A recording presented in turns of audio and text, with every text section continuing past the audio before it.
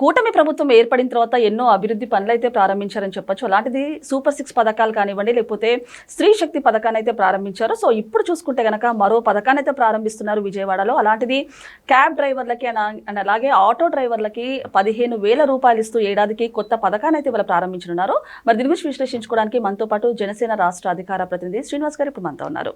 నమస్తే సార్. నమస్తే అమ్మా. సార్, మరి కూటమి ప్రభుత్వం ఏర్పడిన తర్వాత ఎన్నో అభివృద్ధి పనులు అయితే ముందుకెళ్తున్నాయని చెప్పొచ్చు. అలాంటిది సూపర్ 6 పథకాలు కానివ్వండి, లేకపోతే చాలా రకాల కార్యక్రమాలు అయితే ప్రారంభించారు. సో ఇవాళ చూసుకుంటే గనక ఒక గుడ్ న్యూస్ అనే చెప్పొచ్చు ఆటో డ్రైవర్స్కి. అలాంటిది ఆటో డ్రైవర్లకి అలాగే క్యాబ్ డ్రైవర్స్కి 15,000 ఇస్తూ ఏడాదికి ఒక కొత్త పథకాన్ని అయితే ప్రారంభిస్తున్నారు. మరోవైపు విమర్శలు కూడా వస్తున్నాయి సార్. అంటే ఇన్ని డబ్బులు ఎక్కడి నుంచి వస్తున్నాయి అంటూ కూడా మరోవైపు విమర్శలు కూడా గుప్పిస్తున్నారు. ఏ విధంగా చూడొచ్చు అంటారు? మీరు అన్నట్టుగానమ్మా, అధికారంలో రావడానికి మేము ఇచ్చినటువంటి కొన్ని పథకాలు, ప్రకటించినటువంటి పథకాలు కావచ్చు, హామీలు కావచ్చు, నెరవేర్చడానికి చాలా ఇబ్బందులు పడుతున్నాం. ఎందుకంటే మా కూటమి ప్రభుత్వం ఏర్పడేటప్పటికి ఖజానా ఖాళీ అయ్యి దాదాపు 10 లక్షలు 12 లక్షల కోట్ల రూపాయలు అప్పుల్లో ఉన్న రాష్ట్రం. కానీ సంక్షేమ పథకాలు ఆపకూడదు. ఆ వర్గాలకు ఎప్పుడూ కూడా ఆ కార్యక్రమాలు జరుగుంటే వెళ్ళాలి. అదే సందర్భంలో అలా ఇచ్చుకుంటానే వెళ్తే మరి అభివృద్ధి అనే విషయం కూడా పెద్ద ప్రశ్న అర్థం అవుద్ది.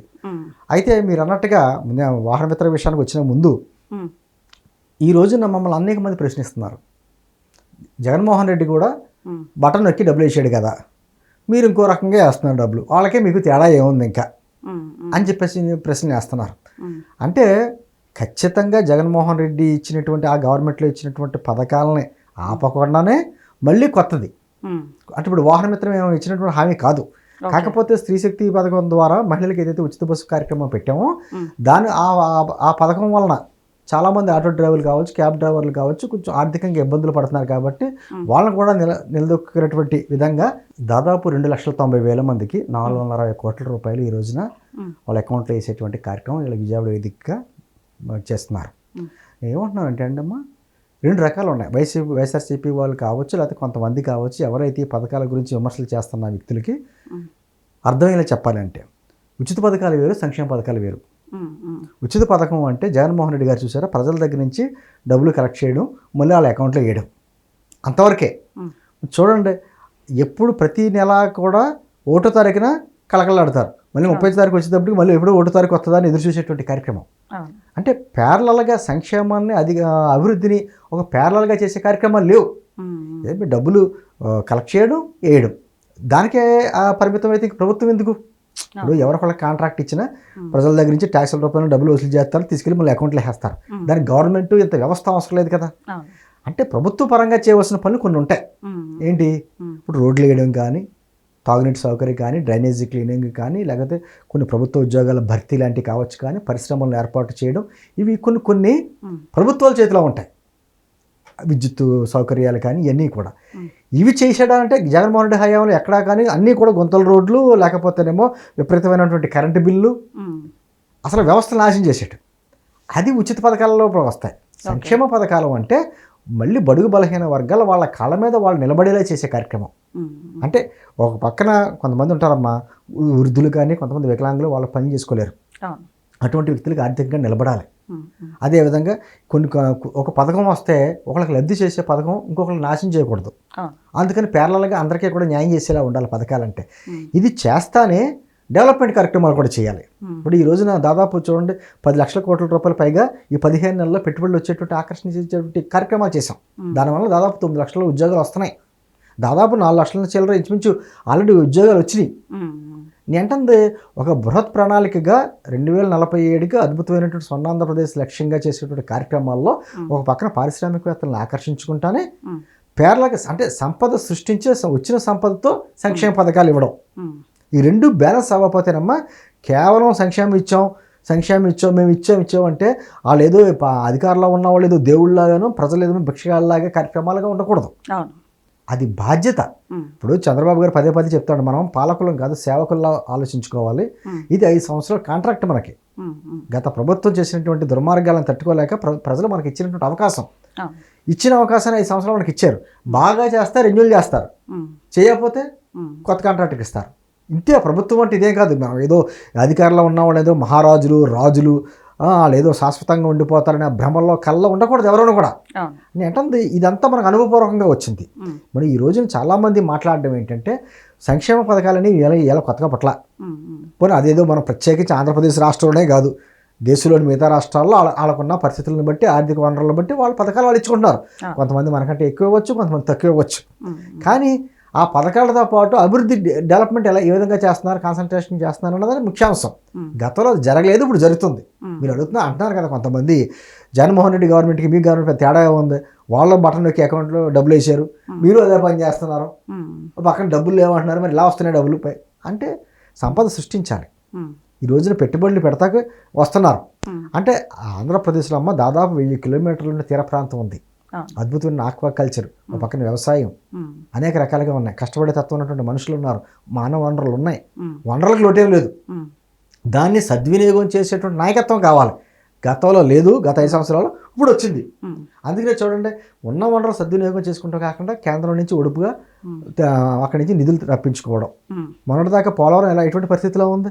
గత 5 సంవత్సరాల్లో 3% కూడా కంప్లీట్ అవ్వలేదు. మరి ఈరోజు పోలవరం పనులు ఎందుకు వెళ్తున్నాయి? సరే, అలాంటివంటే ఎన్ని అభివృద్ధి పనులు చేసినా వైసీపీ మాత్రము సూపర్ 6 అట్టర్ ఫ్లాప్ అయిందంటూ, అండ్ అలాగే సూపర్ 6, సూపర్ 7 పథకాలు ఏవి గాల్లో కలిసిపోయంటూ కూడా ఒక విష ప్రచారాలు చేస్తున్నారు. గత 5 సంవత్సరాల్లో వాళ్ళు మాట్లాడినప్పుడు వాళ్ళు ఉన్న మాది 2 పేజీల మేనిఫెస్టో, అది భగవద్గీత, ఖురాన్, బైబిల్తో సమానం అనేటువంటి మాటలు మాట్లాడి వాళ్ళు ఒక్కో రంగం గురించి ఏ రంగం గురించి ఏంటి అన్నది వాళ్ళు పెట్టారు. దాంట్లోని పెద్దగా ఏమన్నా చదవకల్లా విద్యార్థులకు ఏమని చెప్పారంటే, నిరుద్యోగులకు ఏమన్నారు, ప్రతి సంవత్సరం జనవరి 1వ తారీఖున జాబ్ క్యాలెండర్ రిలీజ్ చేస్తామన్నారు. చేశారా? పోనీ మద్యపాన నిషేధం చేస్తాం దశల వారీగా అన్నారు. మద్యపాన నిషేధం చేయకపోగా ఆ మద్యంతో ఎంత కుంభకోణాలు చేశారో ఇప్పుడు బయటకు వస్తున్నాయి. జైల్లో ఉన్న వాళ్ళు జరుగుతున్న సిట్ అంతా అది. అదేవిధంగా రైతులకి ఎన్నో రకాలైన హామీలు ఇచ్చి ఆఖరికి మీరు రోడ్డు మీద టోల్ ట్యాక్స్ కూడా రద్దు చేస్తాం అనేటువంటి మాటలు మాట్లాడారు. మేము వచ్చిన వెంటనే కేంద్ర ప్రభుత్వం ఇచ్చేటువంటి 6,000 కాకుండా 12,500 ఇస్తామని చెప్పి అన్నారు. ఇచ్చింది 13,500, 5,000 రూపాయలు కట్ చేశారు. అంటే ఈ రంగం ఆ రంగం కాకుండా అన్ని రంగాలని మోసం చేసి అదే మేనిఫెస్టోని మాకు భగవద్గీత, బైబిల్, ఖురాన్ అనేటువంటి మాటలు మాట్లాడారు కదా, అది మోసమా? ఇచ్చిన హామీలే కాకుండా ఇవ్వని హామీలు కూడా, ఇప్పుడు వాహనమిత్ర ఈరోజు ఇచ్చేటువంటి పథకం ఇచ్చినటువంటి ఎన్నికల హామీ కాదు.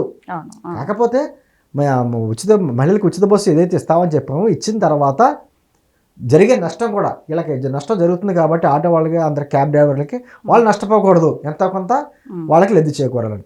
గతంలో చూడండి ఆటో డ్రైవర్లకు డబ్బులు వేశారు, జగన్మోహన్ రెడ్డి గవర్నమెంట్ కూడా వేశారు.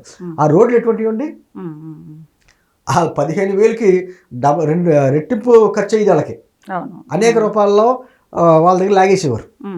జగన్మోహన్ రెడ్డి గారి హయాంలో పొద్దున్న పథకానికి డబ్బులు వేయడం, సాయంత్రం మద్యం రూపంలో లాగేసుకోవడం, ఇదే కదా జరిగింది. ఒక సామెత కూడా అప్పట్లో బాగా నడిచేది, అమ్మఒడి పథకానికి. ఆ అమ్మఒడి పథకానికి ఆవిడేమో భార్య ఏమో నా అకౌంట్లో డబ్బులు పడ్డాయి కాబట్టి పిల్లలు చదివిస్తున్నాను అని చెప్పేది ఆవిడ. అంటుంది ఈయనేమోనివాడు భర్త, ఆ డబ్బులు ఎలా వచ్చినాయి, నేను రోజు తాగే డబ్బులతోటే ప్రభుత్వం డబ్బులు వేస్తుంది అని చెప్పేసి అని. అంటే ఒక జోక్ అయిపోయింది అప్పుడు పరిస్థితి. ఇప్పుడు అలా కాదు. అంటే మద్యపాన నిషేధాలు ఇచ్చేస్తాం, ఈ హామీలే కాకుండా ప్రజల్లో చైతన్యం తీసుకుని రావాలి. ప్రజల్లో చైతన్యం తీసుకుంటా వస్తే ఆ మద్యపానం వలన ఎటువంటి అనారోగ్య ఫలితాలు ఉంటాయి, కుటుంబాల మీద ఎలా ప్రభావితం చూపిస్తాయి అనేటువంటి అంశాలు వాళ్ళకి చెప్పాలి.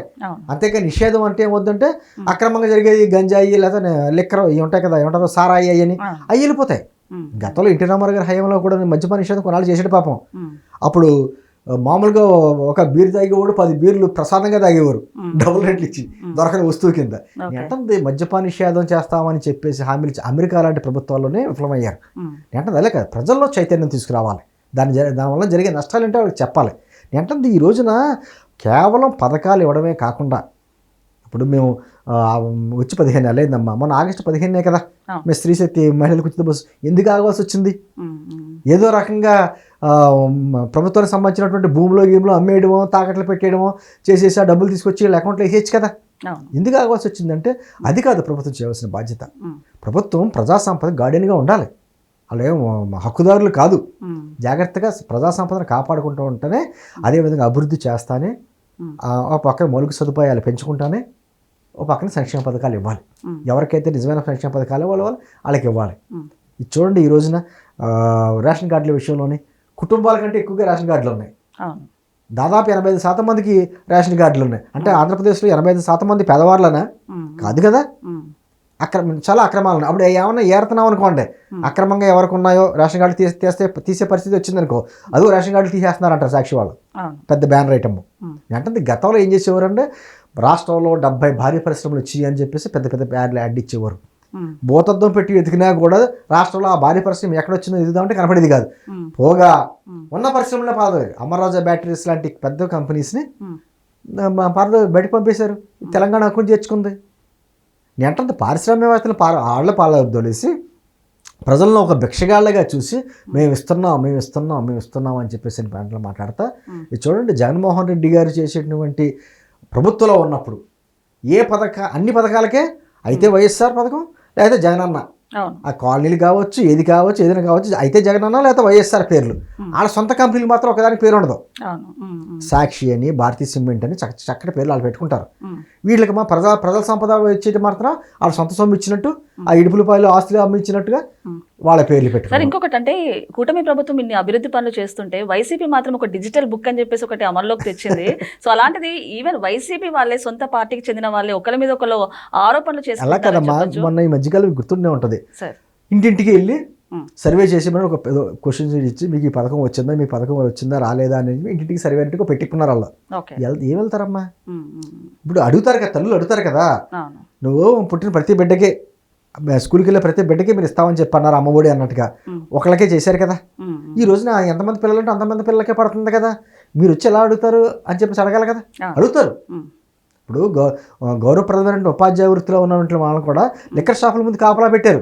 రేపు పొద్దున అడగరా, వాళ్ళ ఇంట్లో ఆడవాళ్ళు అడగరా, రైతులు అడగరా నువ్వు ఏం చేసావు అని చెప్పని. ఏంటంటే ఎవరికి ఏం సమాధానం చెప్పడానికి అవకాశం లేక ఇంటింటికి తిరిగే కార్యక్రమాన్ని పక్కన పెట్టి ఇప్పుడు డిజిటల్ ఏం చేస్తారమ్మా. డిజిటల్ ఉంది, నేను గతంలో కూడా చెప్పాను, ఆ డిజిటల్లో కానీ ఎవరైనా లాగిన్ అవుతే మాత్రం మీ అకౌంట్లో డబ్బులు వెళ్ళిపోయి 11 రూపాయలు మిగులుతాయి. చాలా జాగ్రత్తగా ఆలోచించుకోండి. వాళ్ళు ఏం న్యాయం చేయరు కదా, ఉన్న డబ్బులు పోతాయి. ఏంటంటే ఏ మొహం పెట్టిన ప్రజల దగ్గరికి వెళ్తారు. ఇన్ని మాటలు చెప్తున్నాడు జగన్మోహన్ రెడ్డి వెళ్తున్నాడు ప్రజల దగ్గరికి. మెడికల్ కాలేజ్ కి సంబంధించి ప్రైవేటీకరణ ఇష్యూ మీద మళ్ళీ 9న అనకాపల్లిలో పర్యటిస్తున్నారంటూ కూడా అసలు పదే అసెంబ్లీలో కావచ్చు, శాసన మండలిలో కావచ్చు ప్రభుత్వం వివరణ ఇచ్చింది. ప్రైవేటైజేషన్ అంటే పీపీపీ మోడల్కే చాలా తేడా ఉంది. ప్రైవేటైజేషన్ కాదు ఇది. పీపీపీ మోడల్ అంటే ప్రభుత్వ ప్రైవేట్ భాగస్వామ్యం. ఖచ్చితంగా గవర్నమెంట్ హ్యాండ్ ఓవర్లో ఉంటుంది. 33 సంవత్సరాలు ప్రైవేట్ వాళ్ళకి ఇచ్చిన తర్వాత మళ్ళీ గవర్నమెంట్ హ్యాండ్ ఓవర్లోకి వచ్చేస్తుంది సంస్థ.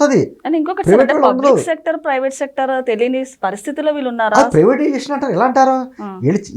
ఏం చేశారమ్మా, వైజాగ్ స్టీల్ ప్లాంట్ గురించి విషయంలో వైజాగ్ స్టీల్ ప్లాంట్ ప్రైవేటీకరణ జరిగిపోతుందని చెప్పి ఇక్కడ గగ్గోలు పెట్టి గత 5 సంవత్సరాల్లో కనీసం ఢిల్లీ వెళ్ళి ప్రధానమంత్రి గారి దగ్గరికి వచ్చి మాట్లాడిన దాఖలాలు లేవు.